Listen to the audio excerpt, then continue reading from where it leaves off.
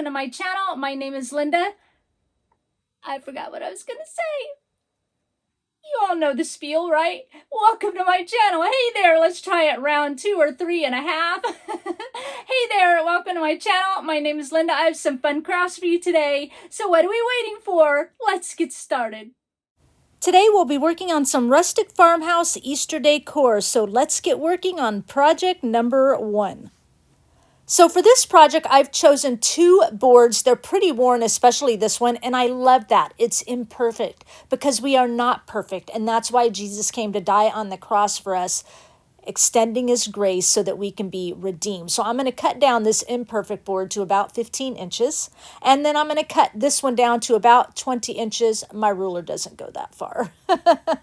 And then I'm going to just lay one over the top of the other. Some people might take this shorter one and cut it in half so that they can lay, half of each board on the side of the longer board, but I'm going to lay it over the top. So it kind of gives me that layer to be able to glue floral to and stuff, that kind of 3D, jump. All right, so here I am, of course, cutting both of my boards down.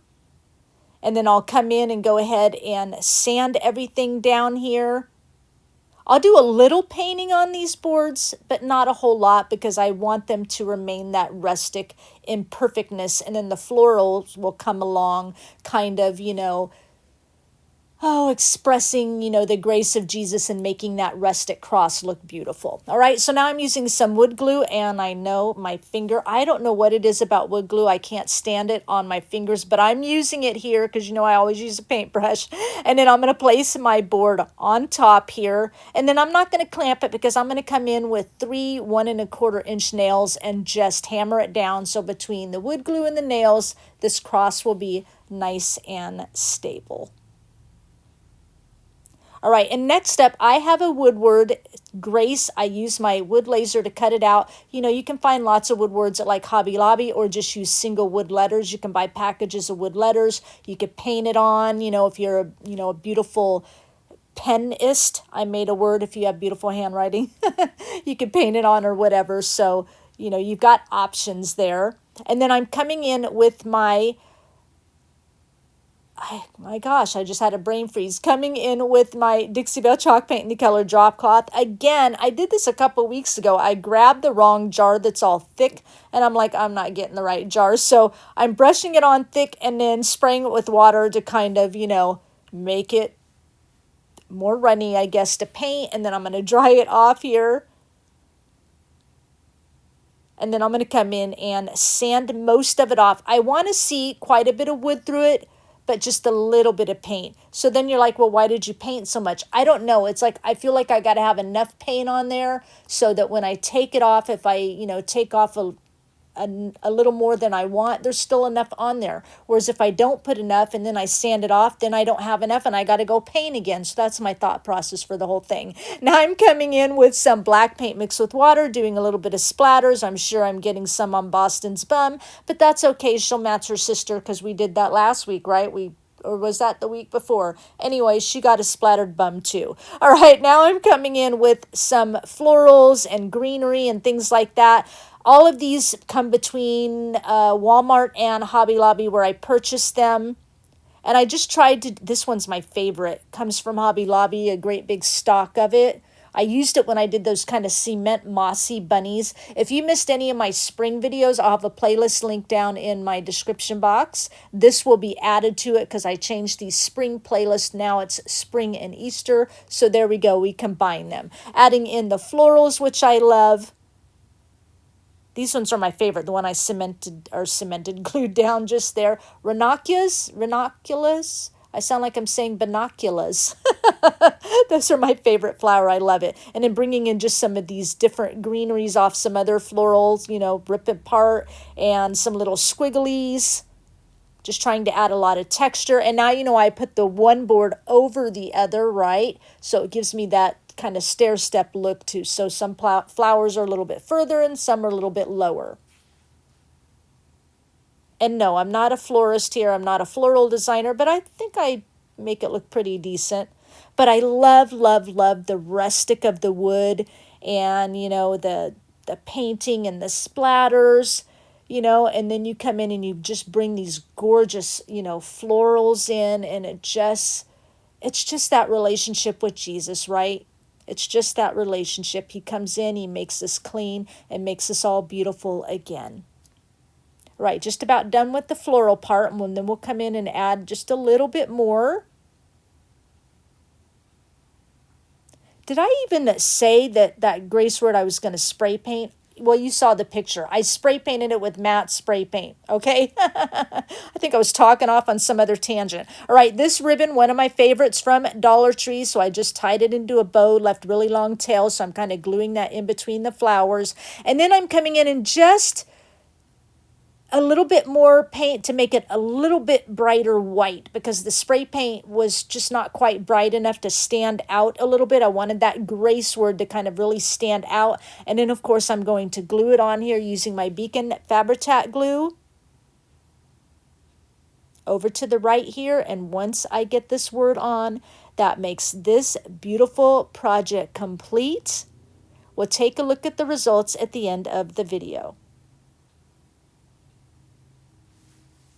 Let's move on to project number 2. For this project, I'm using this wood from Dollar Tree, this wood book they're calling it. And off camera, I'm just going to cut these off to make it look like a wood tag. And then I'm going to use this wood cross from Dollar Tree. And at this point, I hadn't decided whether I wanted to use this. These come in like a bag at Hobby Lobby, or like an actual metal washer there, but I do go with the wood piece. So my tag is cut.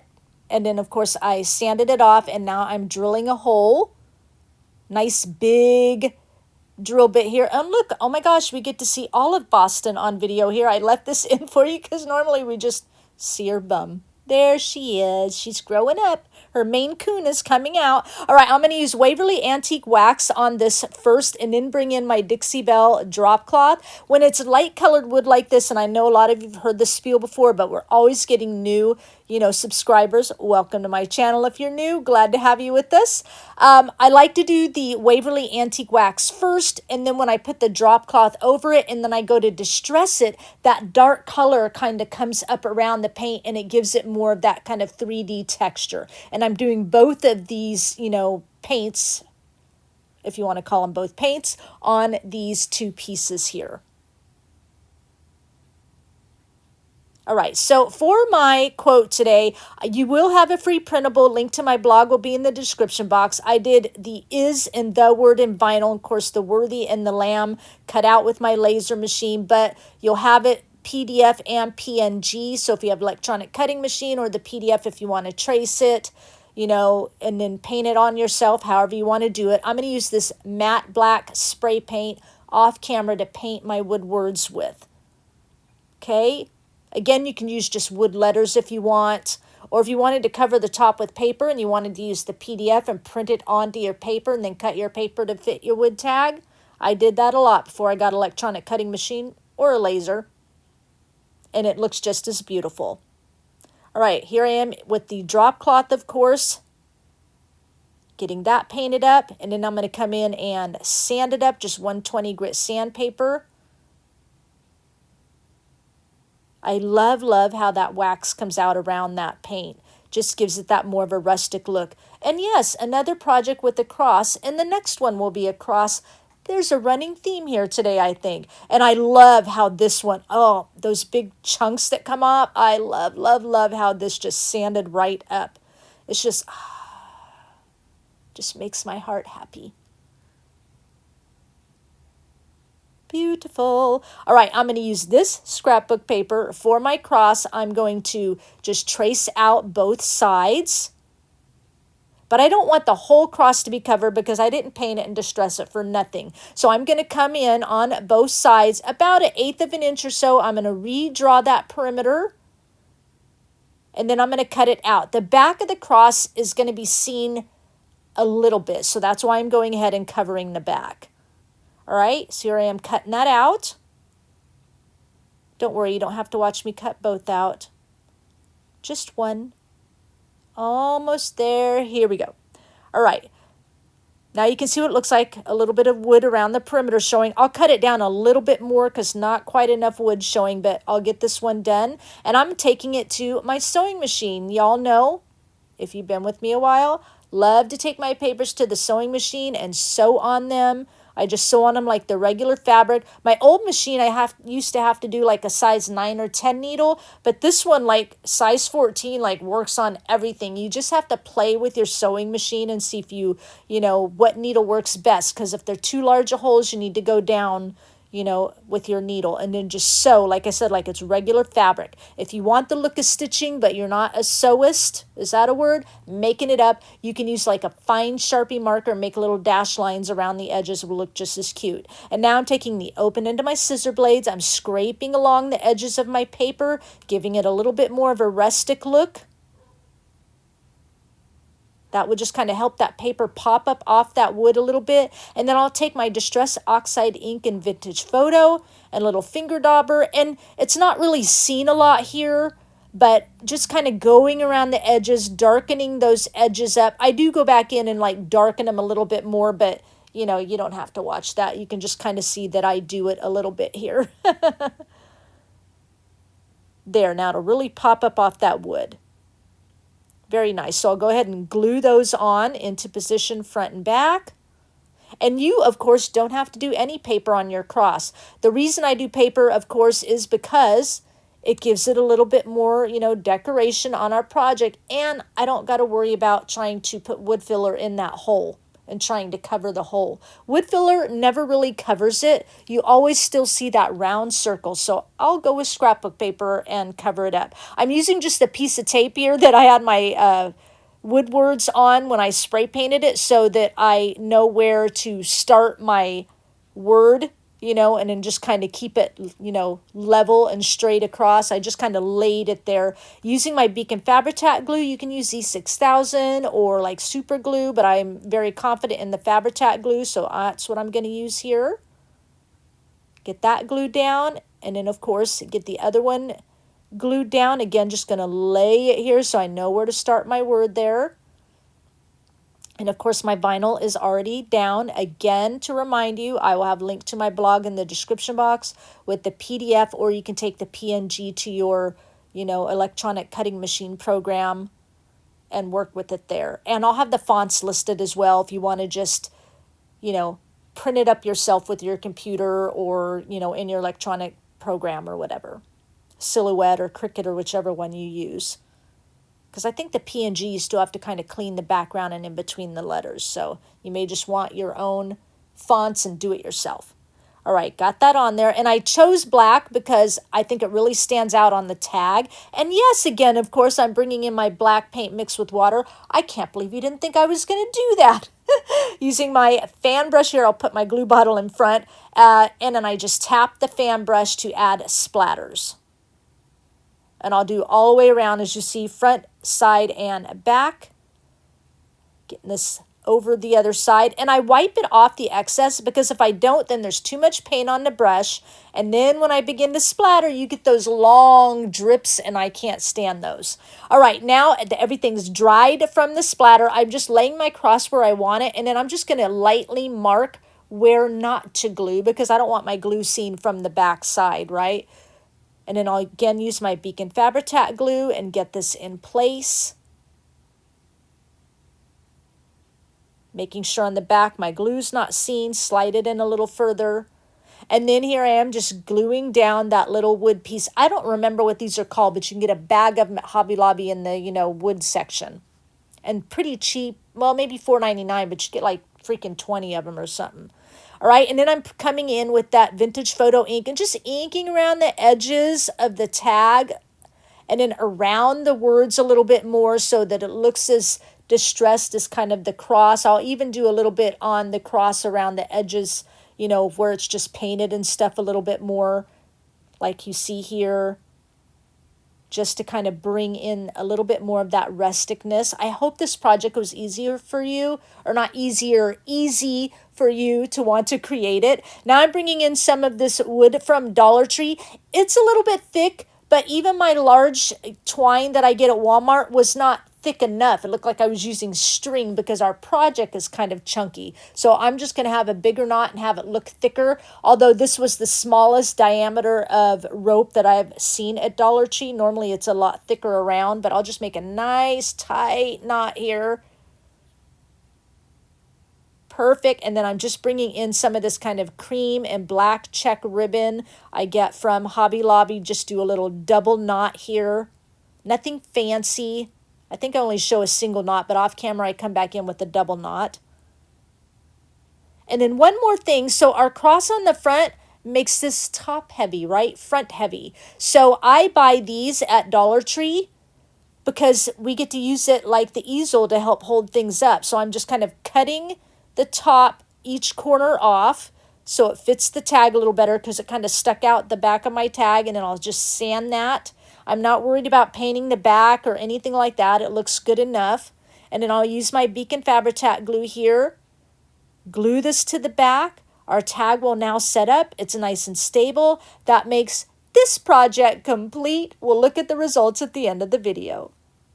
Let's move on to our last project, number 3. Although I don't know if you can really call this a project. It's so super easy. So Dollar Tree has these crosses. Most of this project came from Dollar Tree. They have these ceramic plates. Now I chose the square ones because of the squareness of the cross. Okay, and then I'm going to use these magnets for the bottom because I love the butterflies on them. Although I see a little bit of the writing around the edges here because I'm going to glue the cross to the bottom for stability. Now you could leave it like that, but I'm going to go ahead and just kind of paint it up. I'm using my only white paint I had was Apple Barrel, which I don't love. I will mix it sometimes with a good cream chalk paint just to, you know, not be so white but not be so cream either. But so it takes several coats to do this, but I'll set it in between, and you don't even notice because I'll take like 220 grit sandpaper off camera and just smooth that paint down a little bit, and I promise you won't notice it. I'm going to use this quick hold. Now this is made by the makers of E6000. I love it because it sets up, unlike E6000, in about 10 minutes so that you can handle it and maneuver it, but it is rock hard cement in 24 hours. So there's what you can see on the magnet. I flipped it around. See the one to the right, the one on the left, the green butterflies to the left, and the one on the right, the pink butterflies to the left, so that if you see any little bit of that around our floral accents, then they at least look like a right and left set of a pair. Now I let that set literally about 10 minutes. I'm going to come in and glue the plate to the top. Now, I almost wish I had the round plates. I only had one because they are a little bit smaller, but I went with the square plates, again, like I said, because of the squareness of the cross, and that's why I kind of went with those magnets as well for the bottom because of the squareness. They all kind of had that square edge to it. But the plate on top gives us more room to put more stuff if we want. I'm going to use some of these little pink flowers from Dollar Tree. I'm going to use some of my favorite little jelly ribbon from Dollar Tree, the darker mauve ones, some of these flowers from Walmart, and then just some bits and pieces of some greenery and stuff to start. Some of these squigglies like we used on the cross. You could just kind of squiggle some wire if you want. I don't end up using that, but I had some bits and pieces. And then some of this from Hobby Lobby. I love kind of the powdery look of it and the shade of the green. It's not that bright kind of plasticky green, so it looks nice. Got my little, you know, plasticky finger thing on my finger so I don't burn my fingers up here. Sometimes it's on my fingers, sometimes it's not, so I don't burn my fingers with the glue is what I'm trying to say. Use your little glue helpers. Oh my gosh, I almost forgot those words. Putting my flowers to the right, and then that little Hobby Lobby greenery to the left, and then I'm going to take that jelly ribbon. I made a simple bow, and I'm going to glue the pretty little Walmart flower right in the center of that. And then I'm going to add another kind of leaf over here I cut off separately. I just wanted it to be pretty again. And now we're over to the right side of our, well, I don't know if the right side. We're on the next candle holder, right? And I'm doing everything opposite of the other ones so that they can be a pair. So the other flowers like this on the other candle holder went off to the right. These are going off to the left, obviously. That's what opposite means, right? but just the same like setup of the greenery and everything. Another little bow here with our pretty ribbon. Yeah, I love this jelly ribbon because it's sheer, but it's not really sheer, and it's a thicker ribbon, although it is kind of hard to tie into a bow without it looking, the little bow part looking too crinkly, but that's okay. And then, you know, gluing in my beautiful flower and adding another leaf over here. All right, and then I have this floral punch. It is from Martha Stewart. If you can find it, great. I don't know anymore, but I love it because it's got, you know, one big butterfly and two teeny butterflies, and they are teeny. It might look big right now, but wait till I look at, this is the big butterfly I'm handling with my fingers.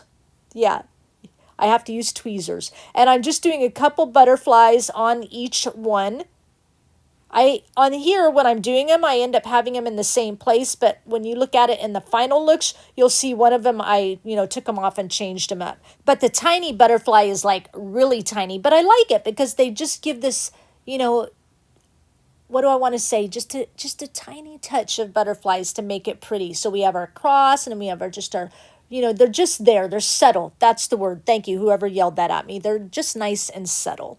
All right, so here is our candles. Again, candle holders, and the plate is big because I thought, you know, if you wanted to put big candles on it here, like from Dollar Tree, you know, or I'm going to make a little trio here. I like how it turns out. So what I found these at Dollar Tree in the pink and green, and I found these not at the same time as I found those magnets. They totally matched those magnets, because when I found those, I was like, oh my gosh, it matches those butterflies. And I found the butterflies like 2 weeks before these. And then these candles from Walmart, although I know Dollar Tree probably has, you know, the same ones as well, a little smaller. And then these from Dollar Tree, I like them, but why does Dollar Tree always make their battery candles like yellow? Why don't they make a white glow? That's all I want. But the yellow's pretty, but Dollar Tree, make white glowy candles, not yellow. But the trio on here, it looks beautiful, and that makes this project complete.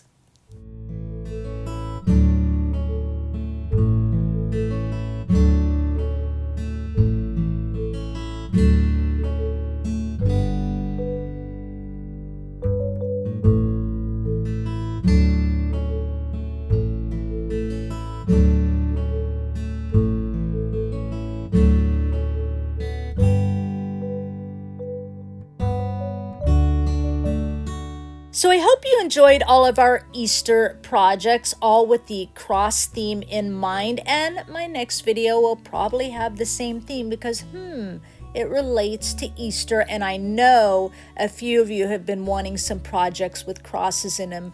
So here you go. Leave me a comment down below and let me know which project you would like to make. Please give this video a thumbs up and share it. Really trying to get my channel to grow. And if you walked in here for the first time, you're just checking things out, you're digging what you saw, make sure before you click off, you hit that subscribe button and notification bell so you don't miss out on another project from me. Before I go, I'm going to leave you with one final thought. I want you to picture a hockey game, specifically the goalie, and like envision the goalie, how he's all like decked out and all his padding and everything like that. You know, they are like covered head to toe. The goalie stands guarding the net, obviously, from the opposing team, fully padded in safety gear and ready to battle. The goalie uses their legs for far more than just skating. With 11-inch thick pads, each weighing about 5 pounds on their legs, they are designed for maximum protection and they defend their ground. Goalies are the last line of defense to prevent the opposing team from scoring. You see, the opposing team, instructed by the coach, has studied all the players, including the goalie. They watch footage, learn their strengths and weaknesses, so the goalie has to rely on his teammates, along with wearing his throat protector, neck guard, chest protector, special padded pants, gloves, leg pants, skates, hockey stick, and learn new plays from the playbook to outmaneuver the opposition. Goalies face constant pressure from these opposing players and their shots, and they can easily be injured without their padding, making them completely vulnerable, which is why they play their position in full armor. Just like the uniform of a hockey goalie, God has given us all the armor we need to battle against the enemy, who is very real and prowls around like a roaring lion looking for someone to devour. 1 Peter 5:8. If we are not suited up in God's armor ready at this line of defense, we will be vulnerable and not prepared to fight to victory.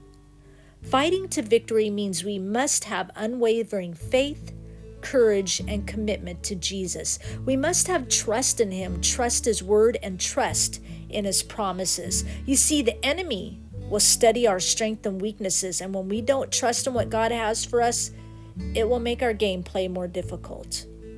Do not fear, however, because throughout life, God is both our coach and our team. When we fully rely on Him and faithfully trust in all His ways, He will make sure we are fully padded up with maximum protection. With God, we will persevere, but we must have a steadfast mind, be rooted in His playbook, and be standing at the ready. God will give us the focus we need to defend and deflect any pucks the enemy might shoot our way. We may have to face constant pressure, just as a hockey goalie does, but with God's armor and protection, we will be able to stand our ground, and after we have done everything, to stand. Ephesians 6:13. One last thing, and the good news is this. As we defend the end zone, the enemy might get a puck in to score a shot here and there, but when the horn breaks the sound barrier at the end of the last period, signaling the end of the game, God always wins. I thank you for sharing your time with me, and I'll talk with you again soon. Bye.